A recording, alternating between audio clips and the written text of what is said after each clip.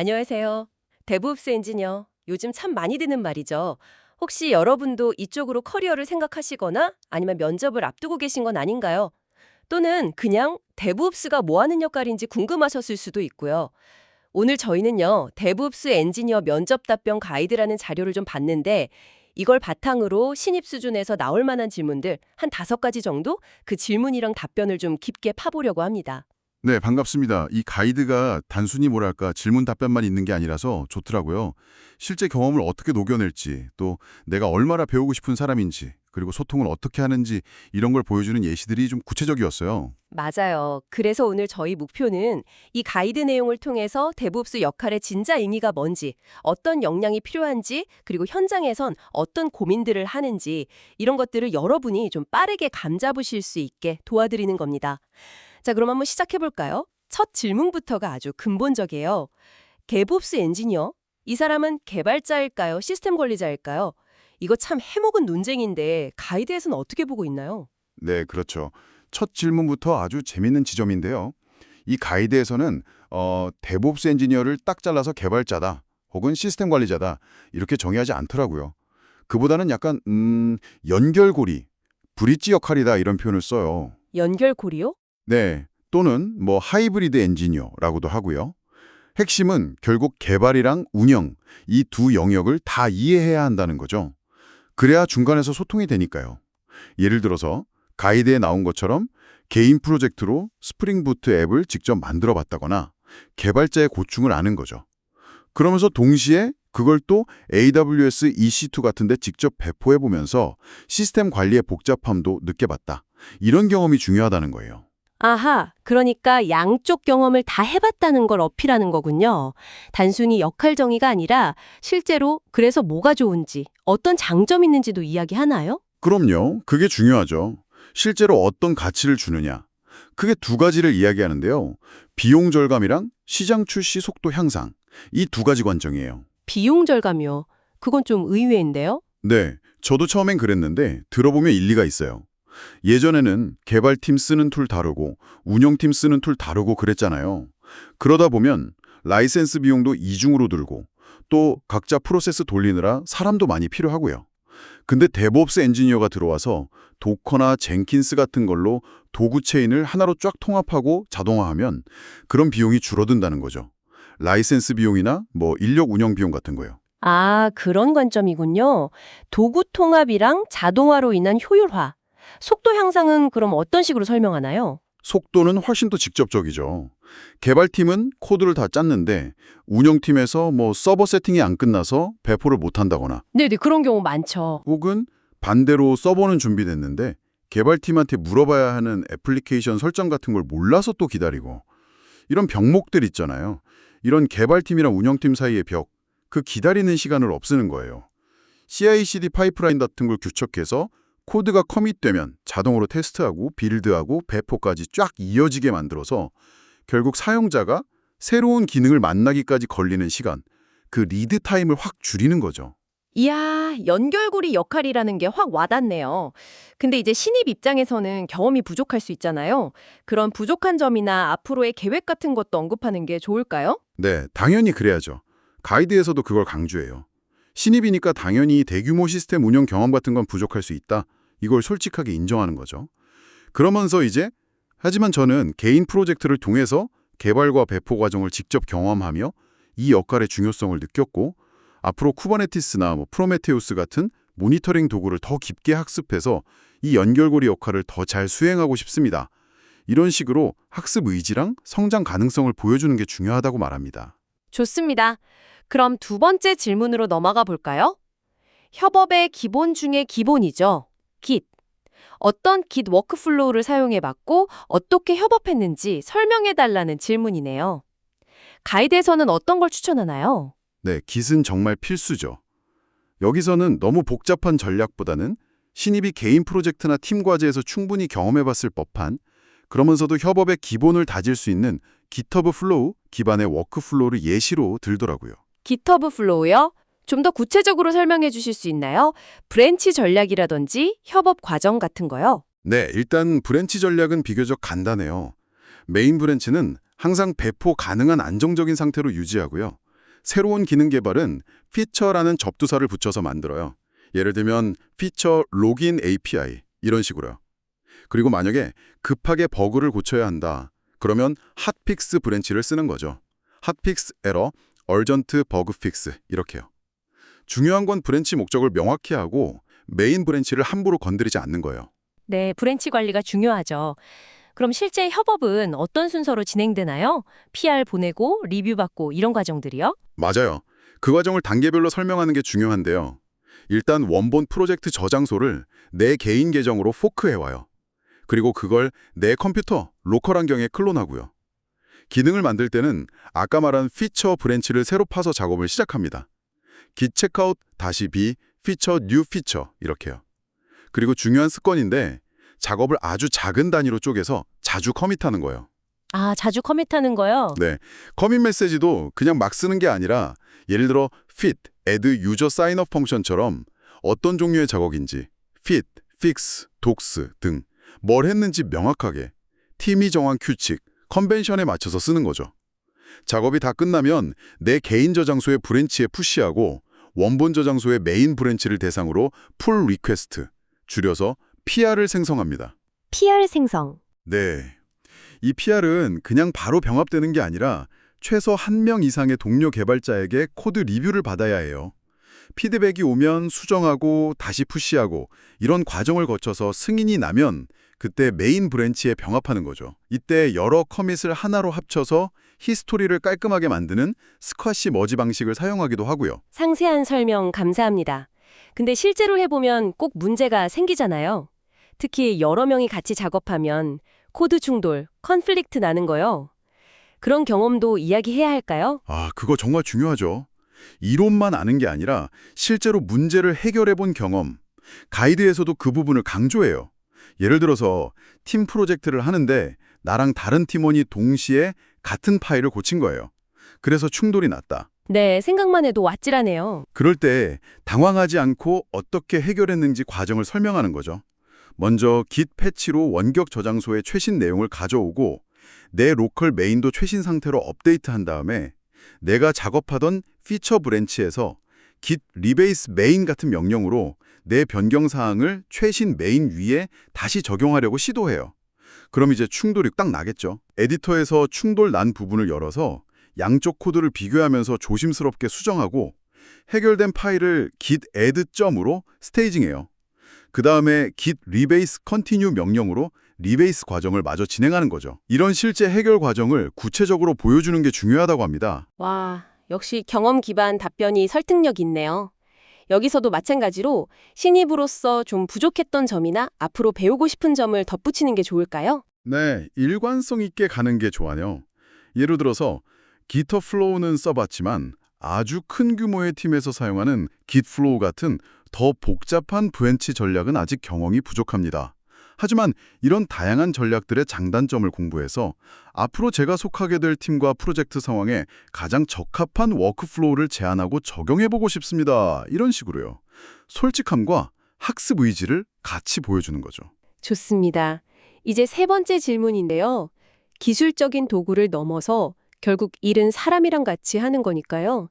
협업에서 가장 중요하다고 생각하는 것은 무엇인가? 이건 좀 추상적인 질문 같은데 가이드에서는 어떤 답변을 제시하나요? 네, 그렇죠. 약간 가치관을 묻는 질문 같기도 하고요. 가이드의 핵심 답변은 투명한 소통, transparent communication입니다. 투명한 소통이요. 네, 근데 여기서 중요한 건 그냥 소통이 중요해요 하고 끝나는 게 아니에요. 왜 그렇게 생각하는지, 그리고 그걸 뒷받침할 수 있는 구체적인 경험이 같이 나와야 한다는 거죠. 아, 경험이요? 어떤 경험을 예시로 들었는지 궁금한데요. 혹시 소통이 잘 안 돼서 문제가 생겼던 경험 같은 걸 이야기하는 게 더 임팩트 있을까요? 네, 맞아요. 가이드에서도 그런 실패 경험을 솔직하게 이야기하는 걸 추천하더라고요. 아주 현실적인 예시가 있었는데 팀 프로젝트를 할 때 API 개발을 맡은 사람이 있었대요. 근데 프론트엔드 팀원이 진행 상황을 물어보니까 거의 다 됐어요. 이렇게 좀 애매하게 대답한 거예요. 아, 뭔가 불안한데요? 그렇죠. 근데 실제로는 핵심 기능인 인증 로직이 아직 완성이 안 된 상태였던 거죠. 결국 그게 나중에 발견돼서 전체 통합 테스트 일정이 무려 3일이나 지연됐다고 합니다. 3일이요? 와, 타격이 크네요. 네. 그래서 이런 직접적인 실패 경험을 통해서 정보를 그냥 대충 뭉뚱그려서 말하는 게 아니라 정말 투명하게 있는 그대로 공유하는 게 얼마나 중요한지 뼈저리게 느꼈다. 이렇게 이야기하는 거죠. 실패 경험에서 배운 점을 명확히 하고 그걸 그럼 어떻게 실천하고 있는지도 이야기해야겠네요. 바로 그겁니다. 그래서 이 경험을 바탕으로 지금은 어떻게 하고 있는지 구체적인 실천 방법 3가지를 제시해요. 첫째는 진행 상황을 주기적으로 그리고 구체적으로 공유하는 거예요. 매일 아침 스탠드업 미팅 같은 거 할 때 어제는 뭐 했고 오늘은 뭐 할 거고 지금 이런 문제가 있어서 막혀 있다. 이렇게 명확하게 이야기하고 슬랙 같은 팀 채널에도 회원가입 기능 구현 70% 완료했고 지금 API 테스트 코드 작성 중입니다. 이런 식으로 구체적인 상태를 업데이트한다는 거죠. 거의 다 됐어요. 같은 모호한 말 대신에요. 네, 구체적인 공유 좋네요. 두 번째는 뭔가요? 둘째는 문제가 생겼을 때 혼자 너무 오래 붙잡고 있지 않고 빨리 공유하고 도움을 요청하는 거예요. 이것도 되게 중요하잖아요. 혼자 끙끙 앓다가 시간 다 보내는 경우. 아, 맞아요. 괜히 자존심 때문에 말 못하고. 그렇죠. 그래서 예를 들어 어떤 문제에 대해 30분 정도 고민해봤는데 답이 안 나오면 바로 팀에 질문하자. 이런 식으로 자기만의 기준을 정해놓고 실천하는 거죠. 혹시 이 부분 경험해보신 분 계신가요? 이렇게 적극적으로 물어보는 자세가 중요하다고 합니다. 좋은 방법이네요. 마지막 3번째는요? 셋째는 기술적인 의사결정 과정을 투명하게 만드는 것입니다. 예를 들어 어떤 기술 스택을 선택할 때 왜 그걸 골랐는지, 장점은 뭐고 단점이나 고려해야 할 점 트레이드오프는 뭔지, 그리고 현재 우리 팀의 제약사항은 무엇인지 같은 것들을 명확하게 문서로 남기거나 회의 때 공유하는 거예요. 그리고 가능하면 팀원 모두가 이해할 수 있는 쉬운 언어로 설명하려는 노력도 포함되고요. 아, 기술 선택의 배경까지 공유하는 거군요. 듣고 보니 데브옵스가 개발팀이랑 운영팀 사이의 벽을 허무는 역할이라고 했는데 그런 관점에서 보면 이런 투명한 소통이 단순히 팀 내부의 문제를 넘어서 데브옵스의 핵심 철학이랑도 연결되는 것 같네요. 정확합니다. 아주 중요한 포인트예요. 데브옵스의 가장 근본적인 목표 중 하나가 바로 개발팀과 운영팀 사이에 존재하는 정보의 사일로, 그러니까 정보가 각자에게 갇혀서 공유되지 않는 그런 현상을 깨는 거거든요. 정보 사일로요? 네. 각자 자기 일만 알고 다른 팀이 뭘 하는지 어떤 어려움이 있는지 모르면 오해가 쌓이고 비효율이 발생하기 쉽죠. 특히 배포하다가 문제가 생기거나 서비스에 장애가 발생했을 때. 이때는 관련된 모든 정보가 정말 투명하고 빠르게 공유되어야 정확한 원인을 찾고 복구도 빨리 할 수 있잖아요. 이런 투명한 소통 문화가 잘 자리 잡으면 문제가 생겼을 때 특정 개인을 막 비난하는 게 아니라 우리 시스템이나 프로세스에 이런 문제가 있었구나 하고 개선점을 찾는 비난 없는 문화, 블레임 프리 컬처로 이어질 수 있다고 가이드에서는 강조합니다. 비난 없는 문화 중요하죠? 네, 소통의 중요성 잘 알겠습니다. 그럼 4번째 질문으로 가볼게요. 앞서 Git 워크플로우 이야기할 때 잠깐 나왔던 pull request, 줄여서 PR이죠. 또는 깃랩에서는 머지 리퀘스트, MR이라고도 하고요. 이건 거의 매일 쓰는 기능일 텐데 면접에서는 이걸 어떻게 설명하는 게 좋을까요? 네, PR 정말 핵심적인 개념이죠. 이걸 그냥 코드 합쳐달라고 요청하는 거요. 이렇게 단순하게 설명하기보다는 그 의미와 목적을 좀 더 명확하게 짚어주는 게 중요하다고 생각해요. 가이드에서는 PR을 내가 작업한 코드 변경 사항을 예를 들어 메인 같은 핵심 브랜치에 반영하기 전에 동료들에게 공식적으로 코드 검토를 요청하는 절차, 이렇게 정의하더라고요. Git 같은 분산 버전 관리 시스템의 특징을 아주 잘 활용한 핵심적인 코드 리뷰 메커니즘이란 점을 강조하는 거죠. 아, 공식적인 코드 검토 요청 절차, 그리고 코드 리뷰 메커니즘, 키워드네요. 네. 그리고 이름이 왜 풀 리퀘스트인지 내 변경 사항 좀 가져가죠. 풀 해달라는 요청이니까. 또 깃허브에서는 PR이라고 부르는데 깃랩에서는 MR이라고 부른다. 이런 배경 지식도 살짝 언급해주면 이해를 도울 수 있겠죠. 그렇군요. 그럼 PR을 실제로 만들 때는 어떤 내용들을 포함해야 하나요? 그냥 코드만 올리는 건 아닐 것 같은데요? 맞습니다. 실무적인 디테일을 보여주는 게 중요해요. 예를 들어서 내가 기능 개발 브랜치에서 작업을 다 하고 커밋을 했어요. git commit -m feature add JWT authentication middleware 이렇게요. 그리고 원격 저장소에 푸시한 다음에 이제 웹에서 PR을 생성하잖아요. 그때 그냥 코드 올렸으니 봐주세요가 아니라 제목에는 어떤 변경사항인지 명확하게 요약해서 적고요. 피처, add JWT authentication 이런 식으로 설명, 디스크립션 란에는 더 자세하게 써야 해요. 왜 이 변경이 필요한지 배경 설명, 구체적으로 어떤 부분을 어떻게 바꿨는지, 이걸 리뷰하는 사람이 어떻게 테스트해 볼 수 있는지 방법까지요.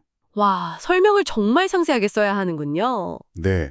그리고 이 코드 리뷰를 누구한테 부탁할지 리뷰어를 지정하고 관련된 이슈 번호가 있으면 연결하고 버그 수정인지 기능 추가인지 라벨을 붙이는 등등 이런 것들을 꼼꼼하게 챙겨서 PR을 만드는 게 좋은 습관이라고 제시합니다. 그렇군요. 그럼 PR이 생성된 다음에는 리뷰 과정은 어떻게 진행되나요? 네, PR이 딱 생성되면 지정된 리뷰어한테 알림이 가겠죠.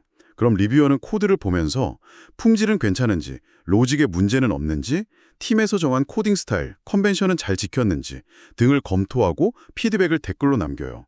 그럼 PR 작성자는 그 피드백을 보고 이 부분은 이렇게 고치는 게 좋겠네요 하면서 코드를 수정하고 다시 푸시하죠. 이 과정에서 만약 CI 파이프라인이 연동되어 있다면 코드가 푸시될 때마다 자동으로 테스트나 빌드가 돌면서 문제가 없는지도 확인하고요. CI 통과 여부도 중요하군요. 네, 아주 중요하죠. 그래서 리뷰어랑 작성자 사이에 몇 번의 피드백과 수정이 오고 가고 코드도 좋아지고 CI도 문제없이 통과하고 이렇게 모든 게 다 괜찮다고 합의가 되면 리뷰어가 최종적으로 승인, 어프로브 버튼을 누르고 그제야 메인 브랜치의 코드가 병합될 수 있는 거죠. 그렇군요. 상당히 체계적인 프로세스네요. 그럼 이 PR 프로세스가 데브옵스 관점에서는 왜 그렇게 중요하게 여겨지는 걸까요?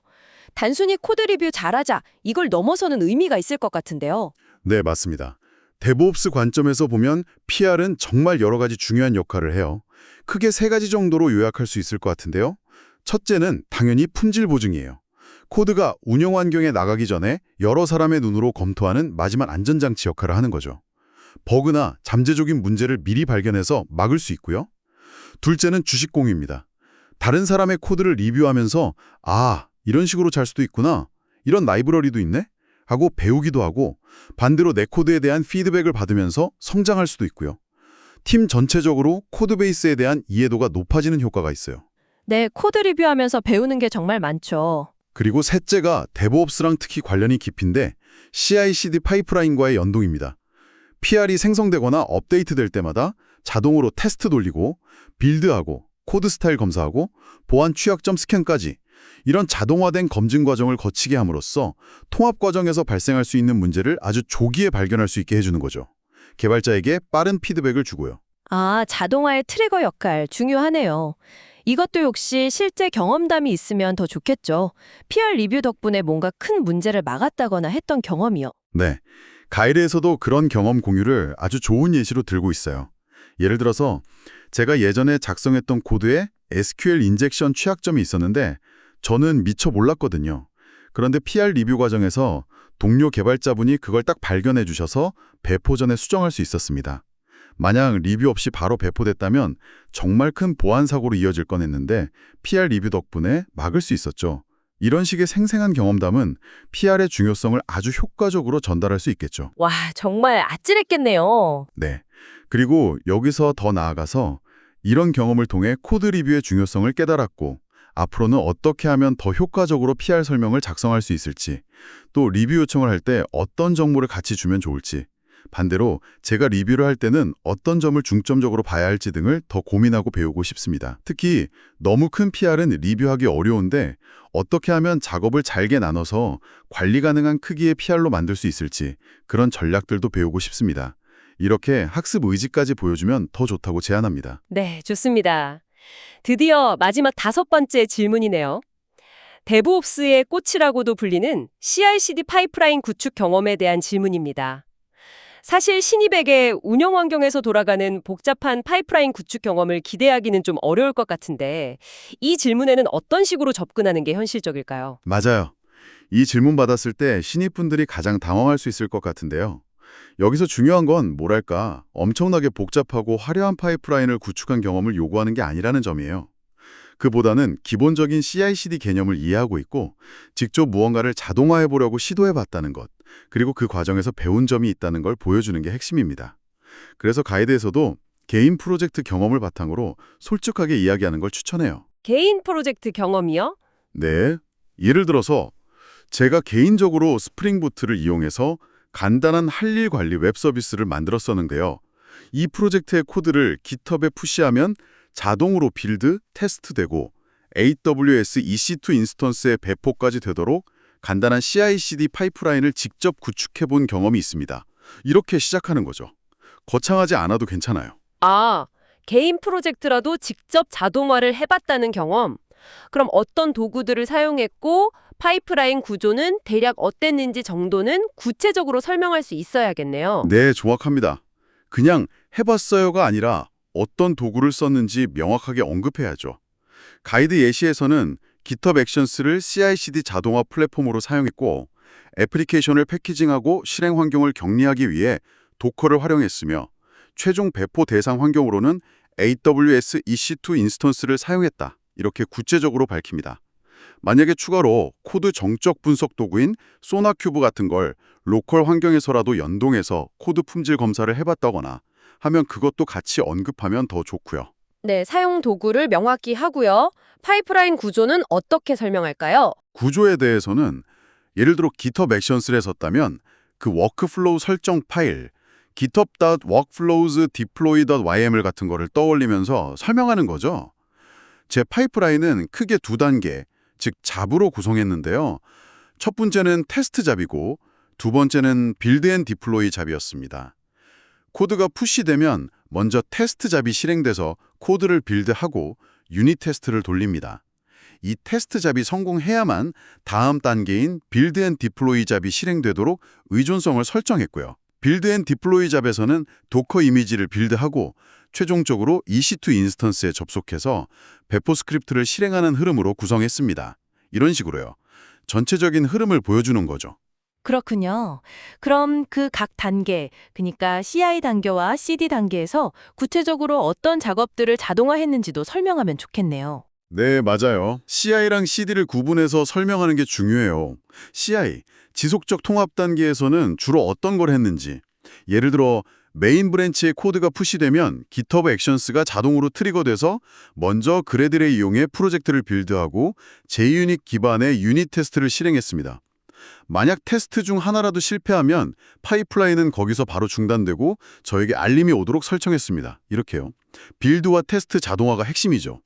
그리고 CD, 지속적 배포 단계에서는 뭘 했는지, CI 단계가 성공적으로 끝나면 다음으로 도커 파일을 이용해서 애플리케이션을 포함하는 도커 이미지를 빌드했습니다. 그리고 이 이미지를 예를 들어 도커허브 같은 이미지 레지스트리에 푸시했고요. 개인 프로젝트면 생략할 수도 있겠죠. 마지막 단계에서는 SSH를 통해 미리 준비해둔 AWS EC2 인스턴스에 접속해서 제가 작성한 간단한 쉘 스크립트를 실행시켰습니다.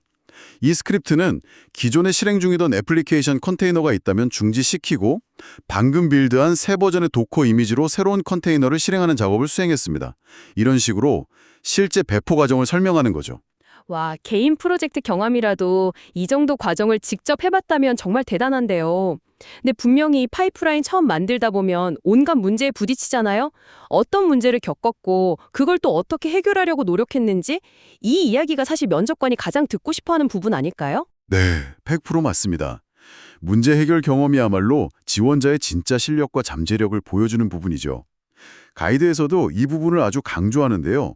두 가지 정도 현실적인 문제와 해결 노력을 예시로 들고 있어요. 첫 번째는 배포 중에 잠깐이라도 서비스가 중단되는 다운타임 발생 문제예요. 이걸 완벽하게 없애려면 블루그린 배포나 캐네리 배포 같은 고급 전략이 필요한데 개인 프로젝트에서 그렇게 하긴 좀 부담스럽잖아요. 네, 그쵸. 인프라 비용도 들고 복잡하니까요. 그래서 완벽하진 않지만 차선책으로 이런 노력을 했다고 이야기하는 거죠. 새 버전 컨테이너를 먼저 실행시킨 다음에 그 컨테이너가 정상적으로 요청을 처리할 준비가 되었는지 간단한 헬스체크 엔드포인트로 호출해서 확인했습니다. 정상 응답이 오는 걸 확인한 후에야 기존 버전의 컨테이너를 종료하도록 배포 스크립트를 수정해서 서비스 중단 시간을 최소화하려고 노력했습니다. 이렇게요. 현실적인 제약 속에서 개선을 시도했다는 점이 중요해요.